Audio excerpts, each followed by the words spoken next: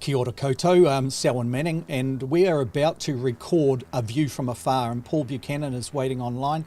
We're going to discuss this week New Zealand's national security. What will New Zealand's future defence, security and intelligence strategy look like?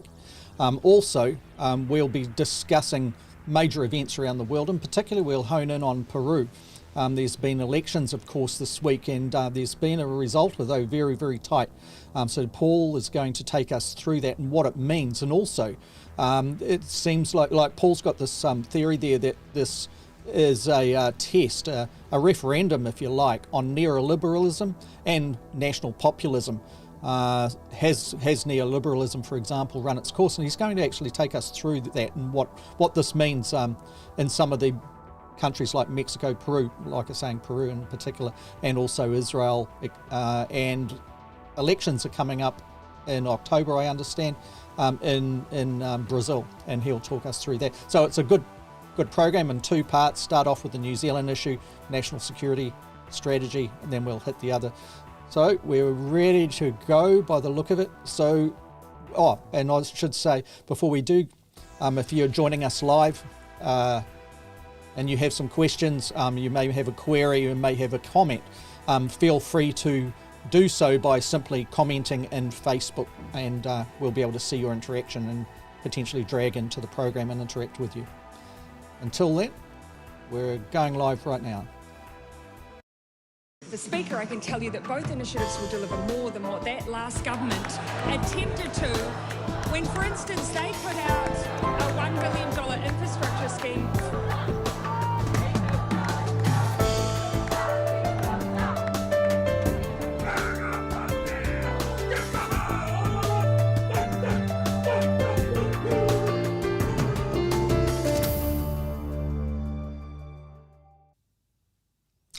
Tēnā koutou katoa. I'm Selwyn Manning and welcome to A View from Afar.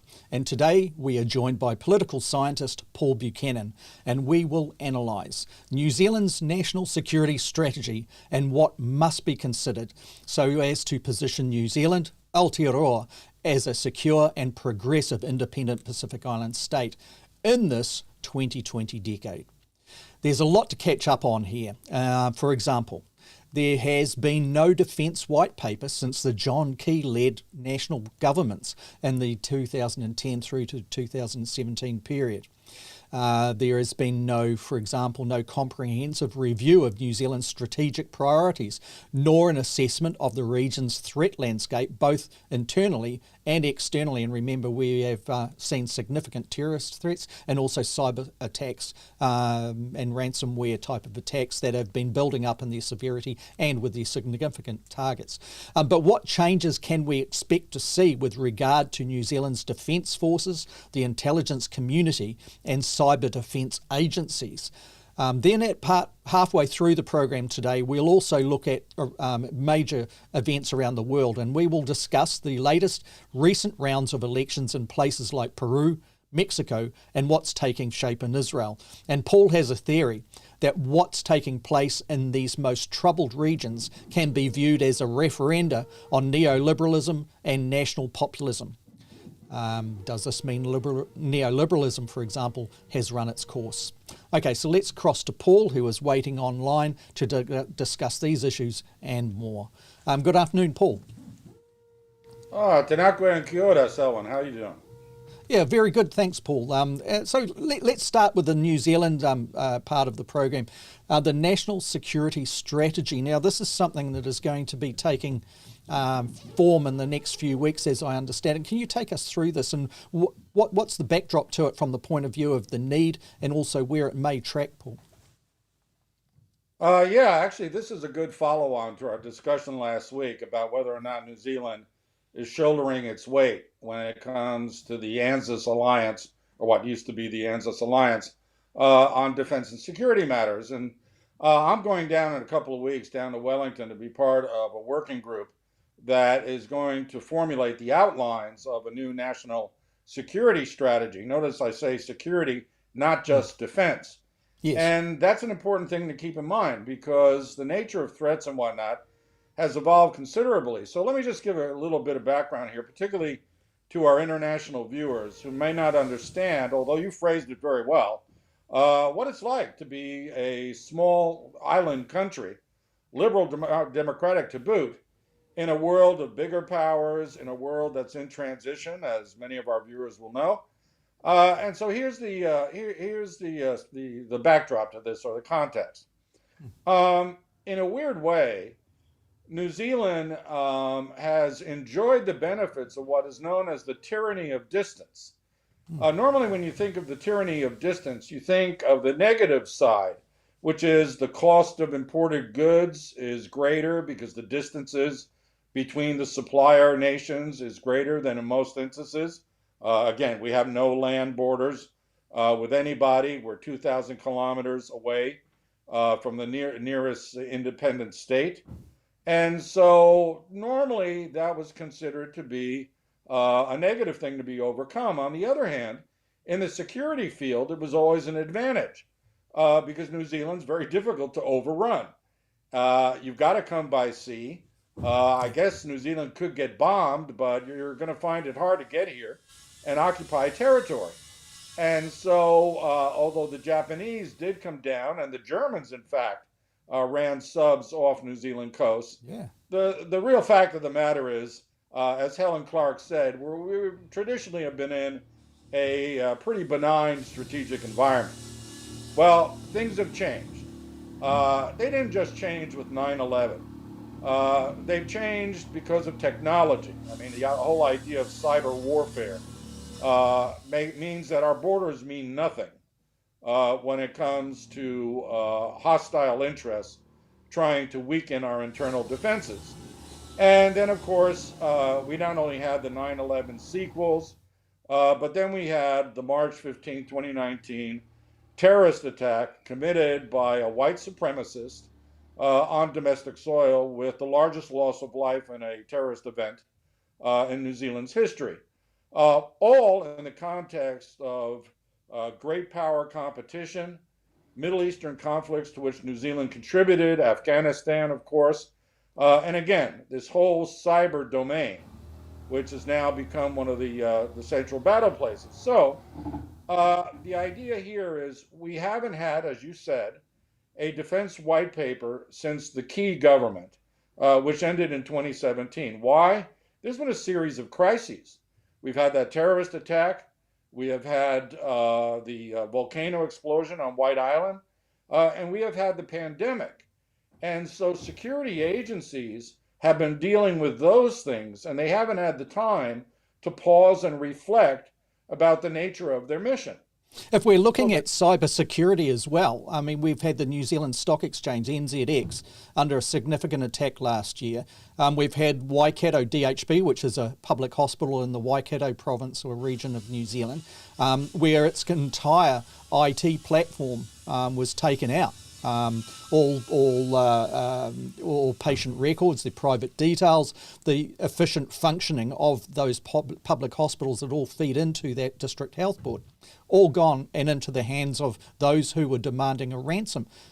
Paul, you know, without digging down into a trench on this, my general understanding is that the New Zealand GCSB had positioned to protect essential infrastructure from such attacks. So this national security strategy is one which is obviously overdue, and that context that you gave explains why it's overdue, not necessarily negligence, but certainly from the point of view of catch-up. We're in that space in 2021, aren't we? Yeah, and in fact, I was lucky enough to see the briefing notes delivered to the incoming Minister of Defense in 2020, excuse me, after the elections last year, and they're pretty comprehensive, and they'll be the basis, I think, for Defense's response to the call for a national security strategy. They may issue a white paper down the road, but I think this is going to lead them into these discussions about a holistic approach, rather than compartmentalize national security into external and internal. Can you explain that, the holistic approach? Sure, I'd be happy to. So traditionally, when you think of security, you think of external defense which is the purview of the military, and internal defense, which is the purview of the police. The intelligence services break both ways, but usually are compartmentalized or siloed, as is known in the jargon. And what's happened is the nature of the threats have evolved, have morphed, and now what we have is neither international or domestic threats, although those do exist in their separate categories, but we have what are known as intermestic or glocal threats. That is, threats that may emanate abroad, but which have specific domestic ramifications and manifestations, or our domestic threats may evolve to such a point as they become matters of international concern. And the foremost area of that is cyber warfare. Cyber warfare, but cyber warfare not only talking about the hacking, and I'll say something about that in a second, but the dissemination of radical ideologies by the internet so that you can have white supremacists self-radicalized in the privacy of their own homes, who then go out and commit acts of mass violence egged on by people who are thousands of miles away. This is a whole new threat landscape. So traditionally, and I'll make this really quick, New Zealand is actually a bit of a contradiction. We are a maritime country by default, by So you're talking traditional defense here. Yeah. Traditional defense, because we still have traditional defense needs. But to make it really quick, by geographic circumstance, New Zealand is a maritime country. The irony is that we are an territorial, army-centric military. Is that because of our interest in multilateralism and peacekeeping, etc.? Yes, I would argue in modern times, indeed. Remember, we've carried over the legacy of two post-colonial wars where we sent thousands of our young men to die on the behest of our colonial master. And so we've had large armies before. But the thing here is that New Zealand's total uniformed defense forces are slightly less than 10,000 personnel, of which slightly less than 5,000 are in the Army. The Air Force has about 2,800 people. And remember, we have no fighter wing. It's a complete transport and cargo carrying Air Force, logistics, if you will. And then we have a 2,050 personnel Navy. This for a maritime country. We only have 2 frigates. We only have 2 transport vessels. We have a fair amount of inshore patrol vessels, but we can't man them. How does the Air Force compare in that space? Well, by all rights, if you look at conventional militaries around the world, if they are not territorial, they're not land-based militaries, the Navy is the first amongst equals and would be the largest. But the case in point, even though it does have a large landmass, is Chile. They have a formidable Navy, something on the order of 40 boats, most of which are fighting boats. And they don't kid around. I mean, when it comes to expensive hardware too, isn't it? Obviously enough, the Navy is the most expensive of the military forces. The Chileans have the advantage that they have copper revenues. Something on the order of 10% of all copper revenues pre-tax go into the Chilean military. That's an authoritarian legacy from the Pinochet era, which is has been reviewed and may in fact be changed under this new constitutional review coming up later this year. But what I mean to say here is that most maritime countries put a premium on their navies because they're protecting the sea lines of communication. They're protecting their exclusive economic zones. Remember, if we extend 200 kilometers in any direction from New Zealand, all that water is supposedly ours for exclusive economic exploitation. And let me just say that we don't have the resources to defend all of that maritime territory, and other actors know that. And so New Zealand's in a bit of a predicament in that we do have this large army-centric army component, and it is designed to not only engage in territorial defense at home, that's its main purpose, which it hasn't had to do pretty much ever, but also to go in coalition arrangements and mainly do peacekeeping operations, civil assistance, search and rescue, all the sort of non-lethal aspects. The So that's why rebuilding infrastructure when cyclones, hurricanes hit this part of the world, that type of effort. So what I'm picking up from your explanations there is you will see a realignment. You expect to see a realignment, or that is the challenge for New Zealand government, to advance more resource, more buck, if you like, going into the naval exercises, naval issues, naval hardware and logistics with the Air Force, and less emphasis on the actual land-based territorial, but also New Zealand Army areas. Sorry, I just blurred that last part a little bit. But is that correct, Paul? You would see a realignment that would match perhaps New Zealand's presence and where it is tracking politically as an independent Pacific Island state in this 2020 decade? Yeah, I mean, it's a subject that comes up periodically for discussion every time a white paper is about to be drafted. And the Army's been able to beat back efforts to reduce it in size and increase the size of the Navy and the Air Force. Now, I think that the political equation, and again, you've rightly pointed that out, favors a discussion about whether New Zealand's to start shifting towards a more maritime orientation. We don't need the fighter wing, although the Australians complain a lot about that. We do need a strong aerial logistical wing, and as we discussed last week, we're in the process of doing exactly that with some of the new equipment purchases.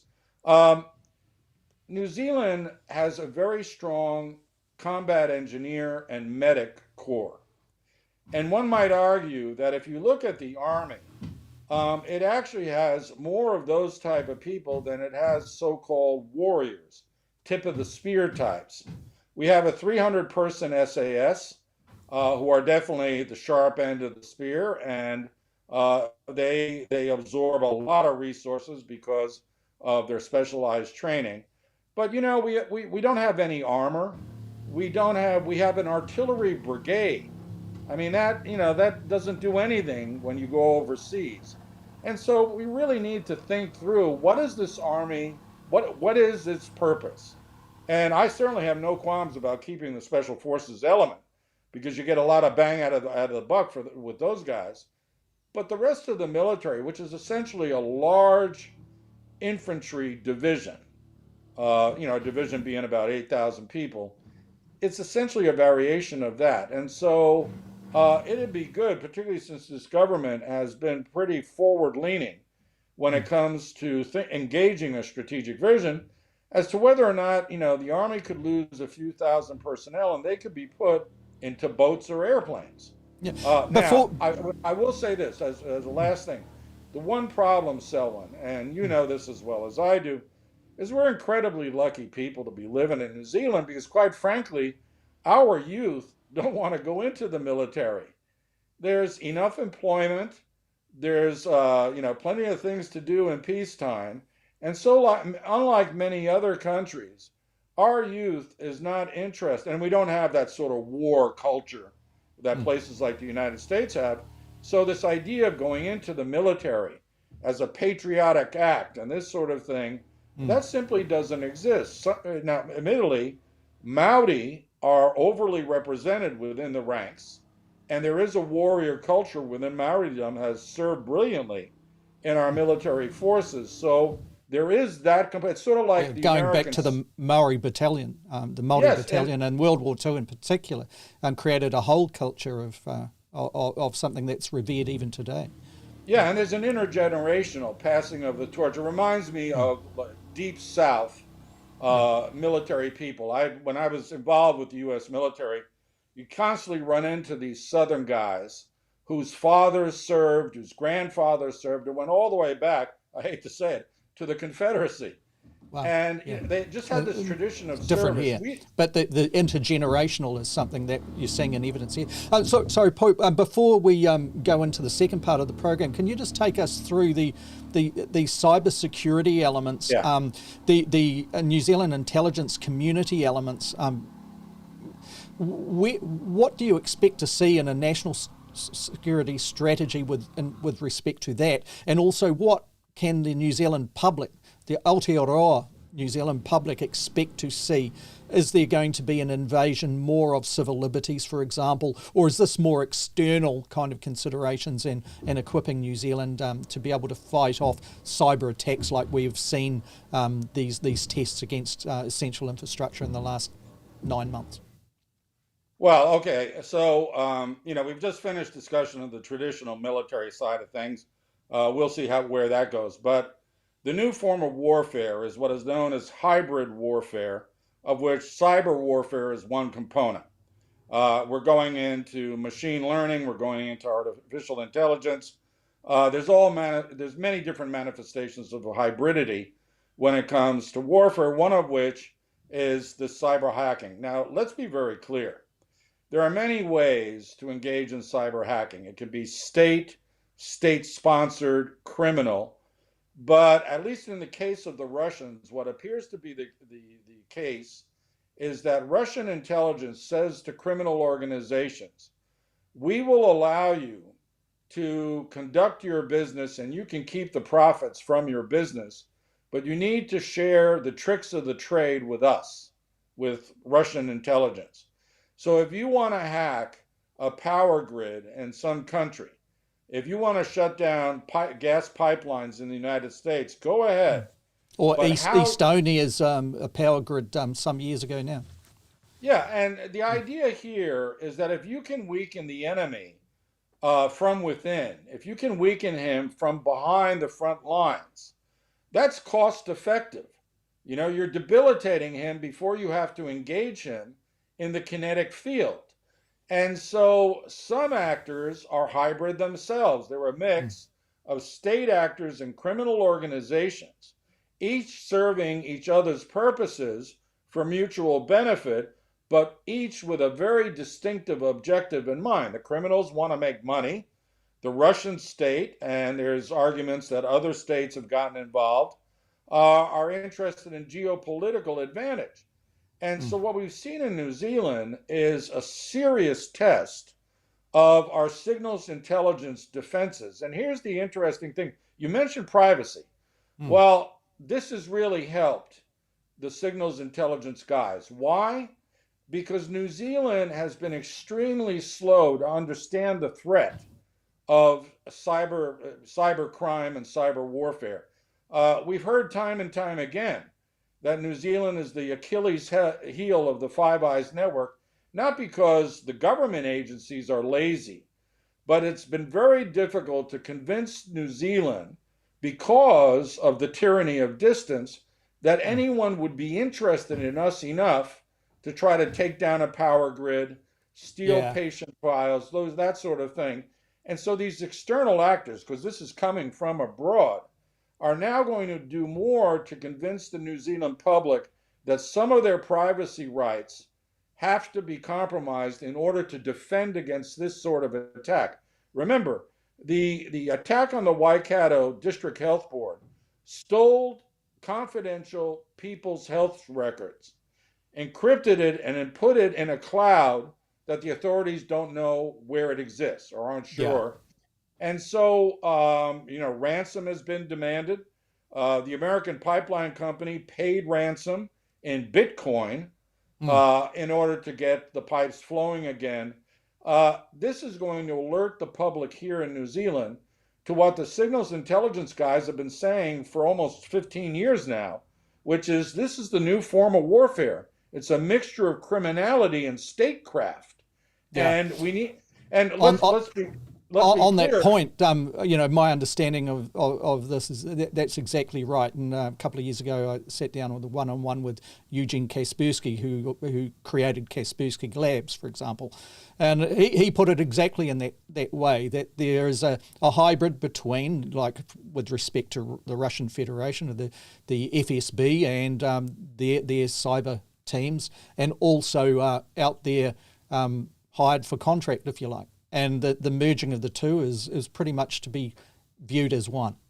It's an interesting kind of thing, and the tyranny of distance element is a thing of the past, clearly. As soon as you've got a fibre cable that's connected, you're as connected as downtown New York to anything else. So it's an interesting thing. Look, Paul, at this juncture, if you like, I'll just address a few of the comments that have come in just on that point. Then we'll go straight to discussing Peru and the other countries that are coming into scope. Sure. Remember, that question is neoliberalism on its way out? Has it run its course? And some of these elections that are going on around the place are a bit of a test of that, a referenda, if you like, on what's then. But let's come back in a couple of moments. Okay. Paul, we've got some comments that have come in. It's probably a good time just to bring those in. So a couple of them are slightly off topic here, but we'll bring them in anyway. What we've got here is Kevin Hester. I'd like Paul's views on John Pilger's documentary, The Coming War on China. Maybe, Paul, we'll pick up on that point at another stage.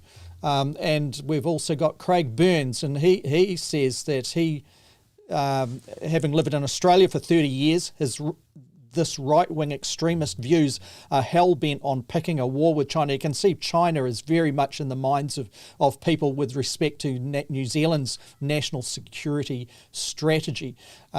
He's also saying that in his view, remember Craig Burns is coming from Australia on these comments, he says New Zealand is right to distance itself from Australia, and he goes on with other comments there to give reasons why he believes that's the case, and mainly because of what he perceives as extreme right-wing media dominating the narrative in Australia. We've also got other comments that are coming in relating to employment and exactly why I think we should have an ACF. Now that's coming from Facebook with Sam there. Craig Burns, once again, he's made a comment here. One observation after working many years in Australia is living in this culture, there is deep-seated hatred of New Zealand and the Australian Liberal Party. That's an interesting take. Then he goes on and he justifies his comments by giving some examples of that. We'll move on though. The New Zealanders, he is saying, and this is someone who's living there, he's saying, and remember, is at the end perhaps of a steamroller impact coming from some of the more mainstream right-leaning media over there. And he's saying New Zealanders need to be warned of the Australian Liberal Party. So, Paul, those are all obviously comments that are coming in with great interest to our audience and listeners there. So we'll just take that off screen. Let me just say to Craig, maybe as part of the strategic review, we need to think about our distance from Australia. You know, do we need to follow in their footsteps all the time? I mean, we don't nominally, because we do believe ourselves to be independent, but the pressures for us to follow Australia's lead in foreign policy and defense are enormous, because they find an echo chamber in places like the US and the UK.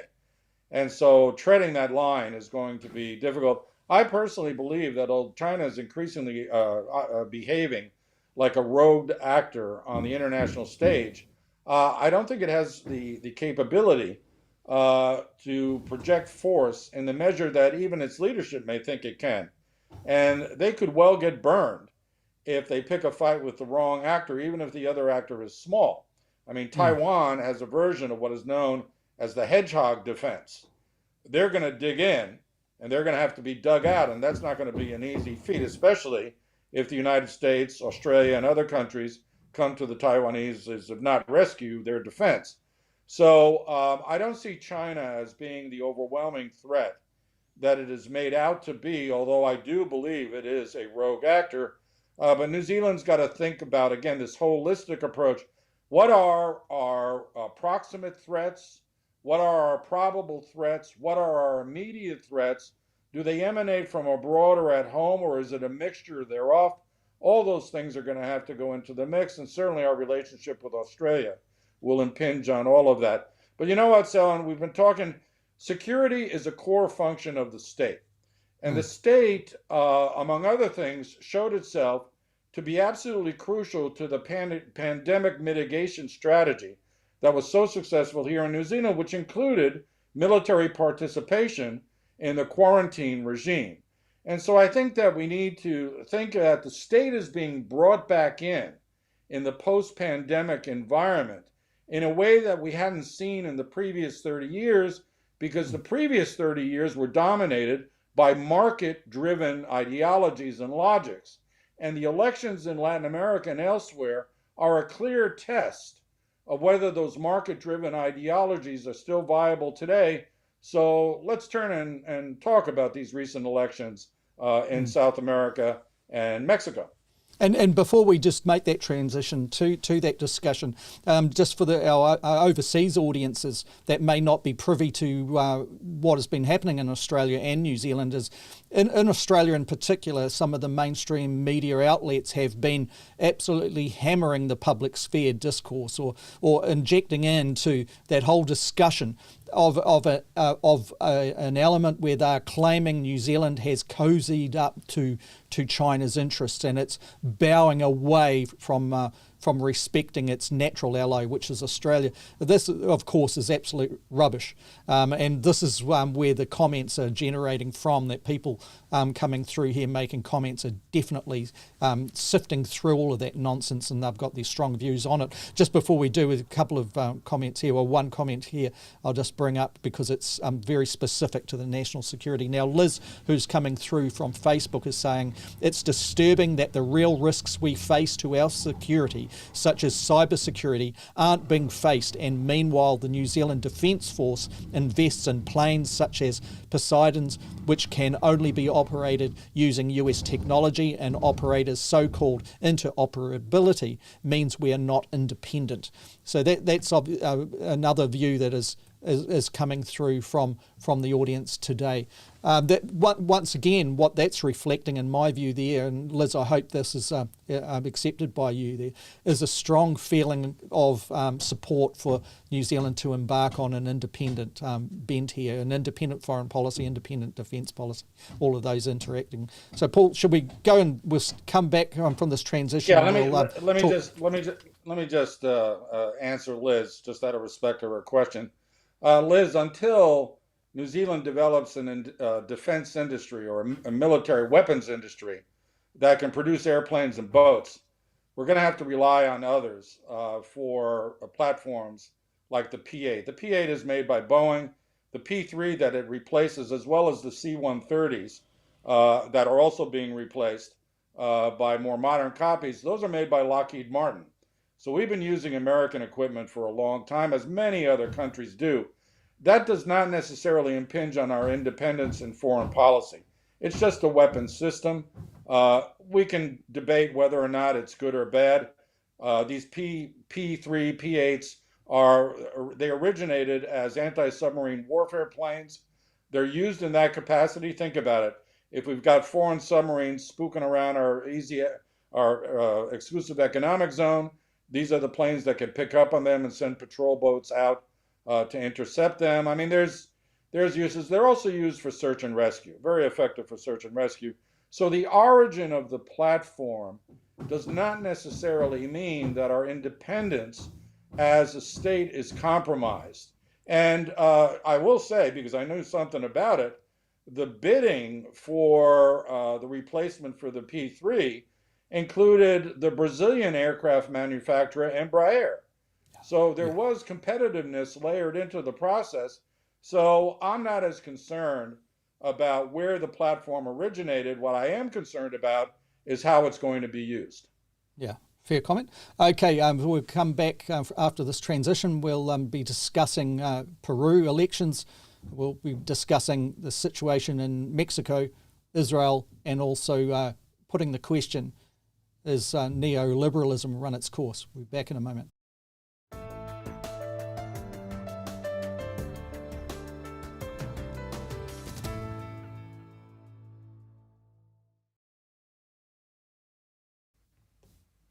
Yeah, welcome back. Now, what we're going to do here is just play a beginning clip that is coming through from France 24. Now, this is overnight New Zealand time, and then we'll pick up on the most latest with respect to Peru. But let's just kick this off. Well, for more, let's cross to Thomas Nicolon. Thomas, we heard there Keiko Fujimori speaking late Sunday, this was when she had a much wider lead. What's the latest?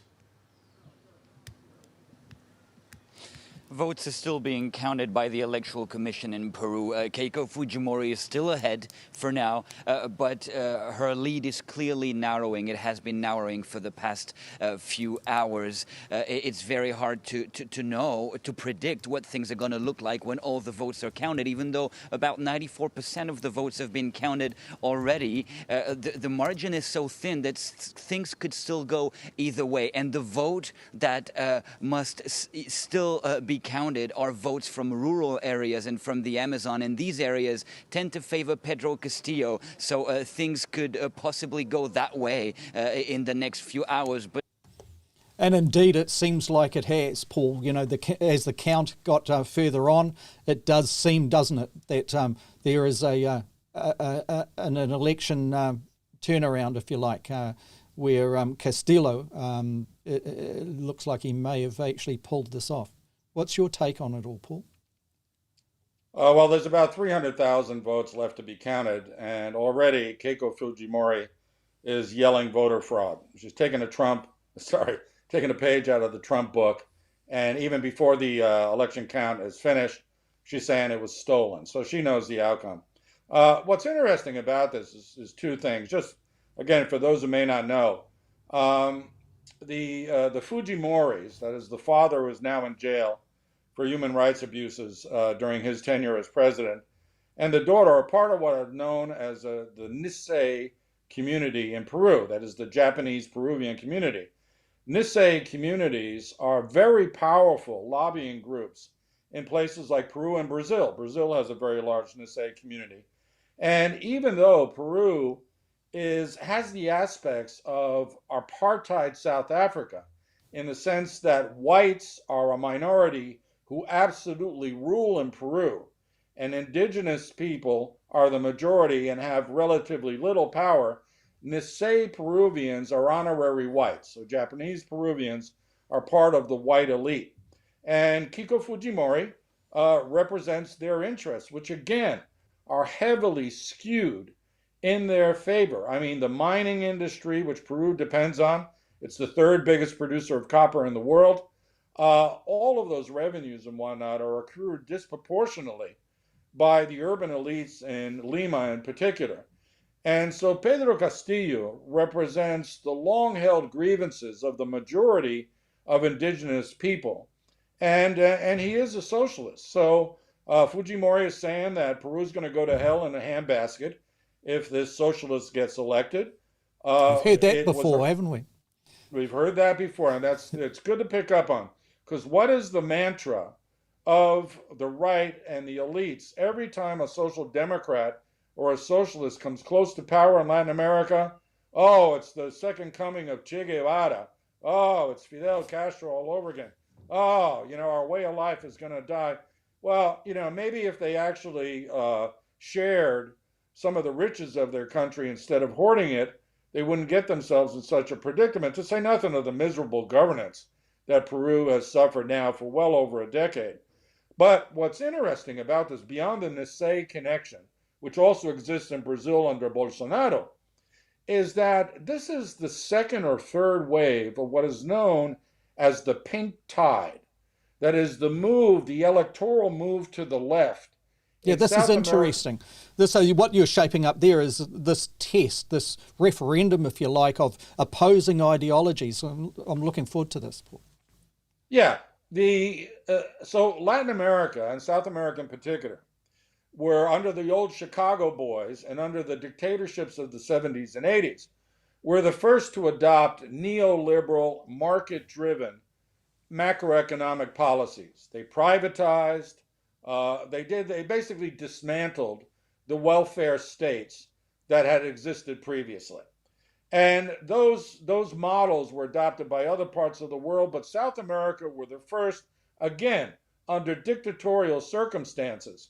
Well, by the 1990s, it was clear to South Americans that neoliberalism benefited a few and hurt the many. That yes, in the initial years, there were some good reforms that injected efficiencies into national economies, but over time, elites took advantage of the turn towards market economics and basically appropriated wealth for themselves at the expense of everybody else. And income inequalities increased. All those sort of macroeconomic indicators showed that the experiment was not as good as its champions in Washington and London said it was. By the late 90s, we had the first wave of the so-called pink tide. The leader of that was Hugo Chavez in Venezuela. So Chavismo, the Bolivarian revolution. But remember, Lula in Brazil came in. We had socialist governments in Chile. We had the Peronist governments in Argentina. We had in Uruguay a 20-year socialist coalition that included former guerrillas ruling that country. So there was a massive shift to the left. And of course, that was countered, wasn't it, very persuasively by the right? Well, yes, within a decade. At first, this leftist swing was met by a lot of progressives with much enthusiasm. But two things happened, three. The one universal constant was that the right side of the political ledger engaged in increasingly disloyal opposition. They just opposed things for the sake of opposing, and by and large, they got the support of Washington in their opposition to anything the leftists tried to do. And that didn't matter if it was a populist left like Chavez, or it was a truly democratic left like the Uruguayans under the Frente Amplio, or the Chileans under the Socialist Coalition. These were genuinely democratic governments. But therein lies the rub. Most of the democratic governments eventually were replaced by right-wing governments in fair and competitive elections because they didn't deliver on what they promised, and that had a lot to do with the obstructionism of Congresses dominated by right-wing interests. On the other hand, do you see the cycle has actually started to swing decisively through the whole South American continent, do you feel? Or is it located to? Yeah, but with a twist. The second option was, back then, was to get increasingly dictatorial. And so Chavez got more authoritarian. His successor, Maduro, now runs a kleptocracy. And there's an old-fashioned leftist authoritarian still around who isn't a Castro, and that's Daniel Ortega in Nicaragua, former Sandinista leader. They're about to have elections, and he's arresting his opponents. He's taking a page out of the Belarusian playbook, and he's arresting his political competition before the election. So, there's an unpleasant left out there. But we are coming full cycle, except the twist is this. It's not just social democrats and socialists who are coming back to the fore. It's national populists. Yeah. And here's where I think we see the death of neoliberalism. Yeah. Can you talk us through that? So we've gone through the cause. We're starting to move into a new cycle. Take us, what do you see as the tipping point which has caused this? And what is it going to look like in 12 months from now? Okay, it's hard to foresee the future, but let's look at why neoliberalism is dead. Neoliberalism, and again, I'm a Chicago grad, was forced to take the macro-micro sequence over in economics in order to satisfy my PhD supervisors. That was when Milton Friedman was still around. Neoliberal economics basically says that finance capital should dictate where a country's productive apparatus goes, where investment should flow, where that country is located in the global system of production. So you let finance capitalists, you give them free rein, and they'll put money into the most efficient sectors of the economy. And that indeed did happen in many places early on. But what the economists couldn't foresee is how capitalists in practice will actually behave. And so they got into monopolization, they got into pathological behavior. And that's what brought about the resistance from the left. It gave life to the left in a measure they could have never foreseen, simply because, again, the wealth was not distributed, even in a trickle-down way. Yeah, I was going to say that in a trickle-down way, and also from the point of view of interventionism. We've seen in the COVID pandemic the necessity perhaps to embrace more Keynesian economics kind of approach to such things, domestic economies, very much more a state moving to impose upon the population strict restrictions that are in the public good, in the public interest, the national interest of various countries. We've seen it very persuasively here in New Zealand, certainly in various states in Australia have followed in the same way. I'd say followed with a bit of a smile there. But with respect to Peru, and you're looking there, what do you see specifically is going to replace from the neoliberalism economic frameworks, if you like, and also from the point of view of what can really address some of the main, and I'll just bring it up on screen here, some of the main big issues that Peru is facing. For example, Keith Rankin, a New Zealand-based, Auckland-based economist and economic historian, has written on the Evening Report here, and I'll just go down to his graph that was published last night where he has crunched the numbers. And this is here, he is saying, before I bring it up, Keith writes, finally we need to note that of countries of which good death statistics are available, and he's honing in and saying that Peru has been under the COVID grip, but it has been very, very effective in putting its data out to the World Health Organization and the global data crunching kind of organizations as well, so that it can be seen as a true reality, and other countries aren't. But he is saying here that it is by far the worst country in the world, considering that caveat, has been Peru. And here, for example, is the graph that Keith has put together, where you can see Peru right up the top there as we go through March through to June 2020. That red line right up above other countries is its death rate in excess of the death rates or the mortality rates that you would expect in normal conditions, which is right down on that zero line. So why I bring that up, Paul, is that Peru has some huge issues domestically to overcome, largely around the COVID experience that it is in the grip of, but also from the point of positioning its sustaining economy and its longevity relating to getting back to perhaps where it once was. What do you see is that if there is, and it's proven by the final vote counts, a change of government, what do you see that contributing to the challenges that Peru must overcome? Well, just like I said before, that we must bring the state back into the equation in any post-pandemic society. What you see in Peru and elsewhere is what happens when the rush to privatizing public services leads to negative outcomes. Peru went from being a very healthy public health system to a system that was intensely privatized. And if you look across the globe, the more health systems were privatized, the worse the response to the pandemic.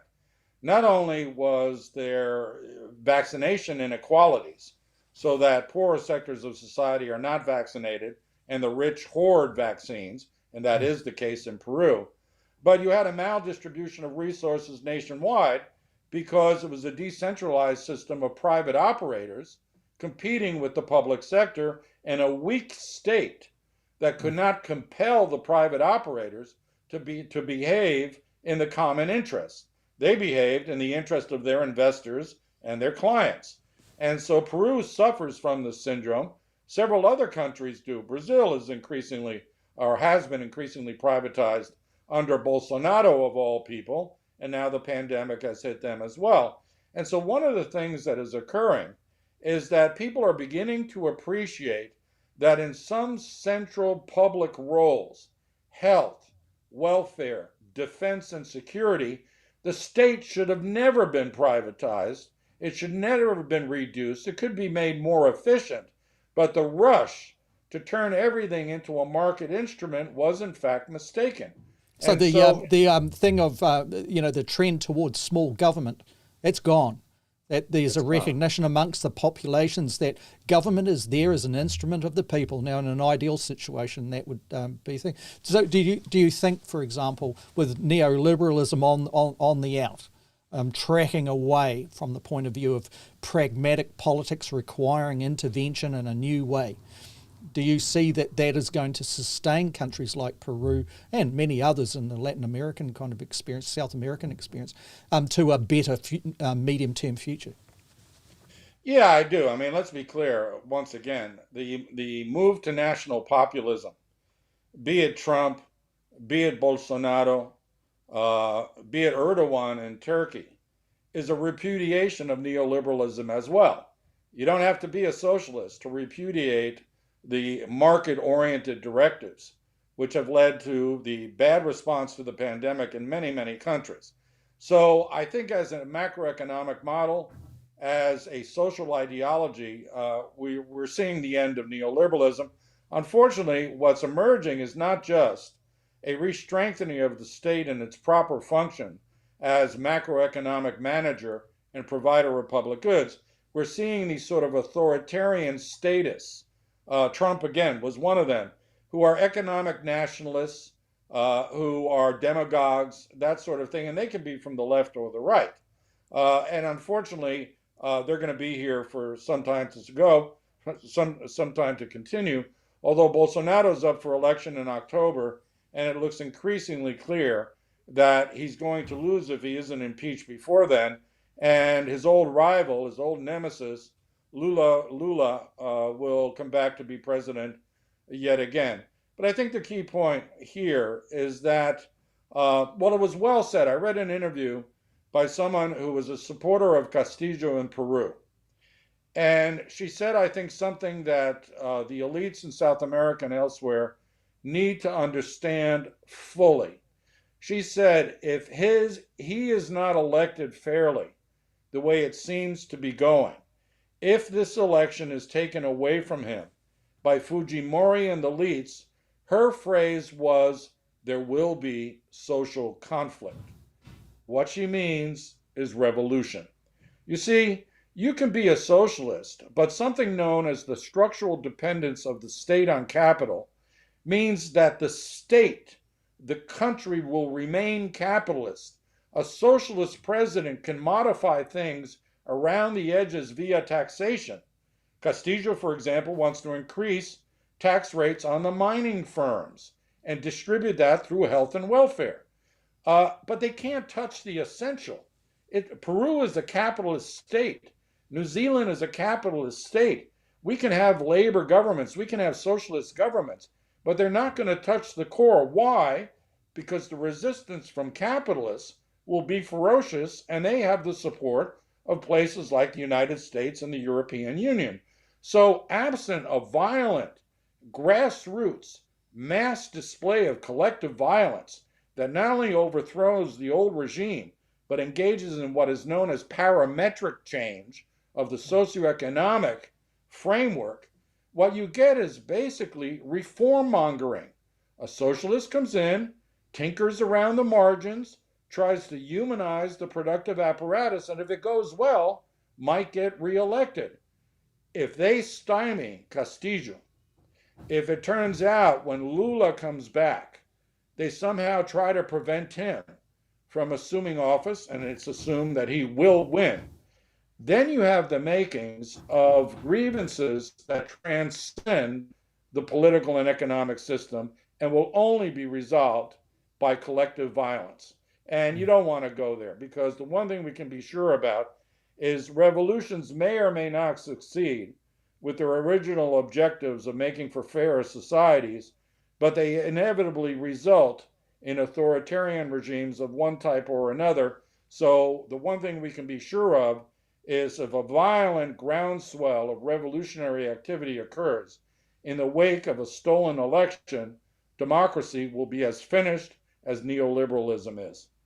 All right, thank you for that. Just before we do go, Paul, I will just bring in a couple of comments that have come through since halfway through the program. Certainly the audience has been very active with respect to our first discussion on national security, and obviously with respect to Australia and New Zealand relationships. I've just brought up on screen Robert Miles, where he's countering the view that came through from Liz in a sense, and it's quite a long comment. I'd encourage people to go onto Facebook to actually read the interactions, because there's a good discussion going on there. Also, Sam added, and I brought it in when we were talking about it, that Alan Greenspan admitted that the neoliberalism model is wrong. That can take a whole episode to unpack that, which would be an interesting one for sure.